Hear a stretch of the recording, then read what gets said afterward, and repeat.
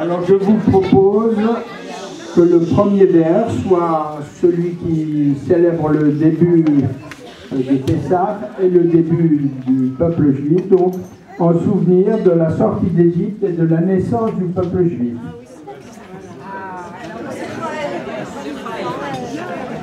Nous ne sommes pas nés pour être un peuple de seigneurs. Être un peuple libre, ce vœu doit éveiller un écho dans nos cœurs tant que nous n'avons pas perdu notre humanité. Nous sommes condamnés désormais à dominer des gens qui ne veulent pas de nous. Condamnés, ni joyeux, ni euphoriques.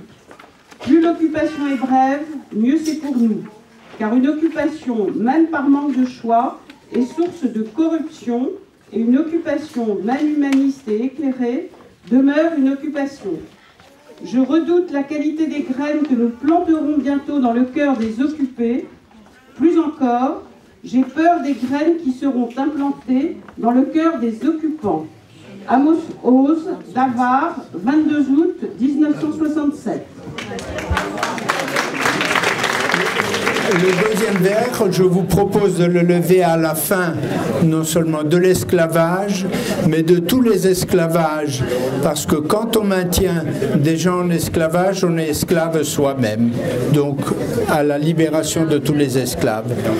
Pendant un mois, une année ou une génération, nous serons contraints de rester des occupants dans des régions chères à notre cœur à cause de leur charge historique. Mais n'oublions pas, comme occupants, par manque de choix, en guise de moyens d'oppression pour avancer vers la paix. Ni sauveur, ni libérateur. Ce n'est qu'au déclin d'un mythe qu'on peut parler de la libération d'une terre qui dépérit sous un joug étranger. Il n'y a ni terre soumise, ni libération de terre. Seul un peuple peut être soumis, et le mot libération n'a de sens que lorsqu'il s'agit d'un peuple. Que faisons-nous et que transmettons-nous? Donc je lève mon verre et vous le vôtre à la mémoire et à la transmission. Je ne vois aucune validité dans l'annexion de régions peuplées au sein de l'État d'Israël sans l'accord de leurs habitants. Les résidents de Naplouse et de Gaza ne sont pas du matériau humain, ni de la poussière humaine, ni une populace de sous-humains qu'il faut déplacer pour créer un espace habitable. Il faut les considérer comme des ennemis vaincus, ni plus ni moins. Nous ne sommes pas lancés dans un djihad pour les anéantir et pour libérer nos terres volées. Nous avons fait la guerre des 6 jours pour défendre nos vies, nos droits, notre paix et notre liberté. Le jour où tout cela nous sera garanti, nous serons libres et obligés d'honorer le droit des Arabes palestiniens à l'indépendance et à la paix. Davar, 22 août 1967. En Palestine et dans le monde. Alors, je vous invite à boire le Chaim. Et on peut rajouter le Shalom. J'avoue que comme beaucoup de mes amis combattants qui ont participé à cette guerre, j'ai été de ceux qui, par naïveté, par aveuglement, pensaient que cette guerre pouvait conduire à la paix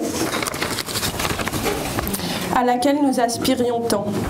J'ai cru que cette fois, la première dans l'histoire du projet sioniste, la paix dépendait aussi de nous et du chemin que nous allions emprunter désormais. Je le pense encore. Le conflit entre Israël et la Palestine est une blessure saignante depuis des décennies, une plaie qui dégoûte de sang et de pus.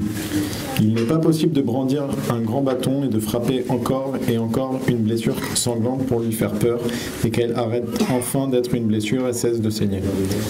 Une plaie doit être soignée et il existe un moyen de la soigner petit à petit. Janvier 2017. Amos Oz.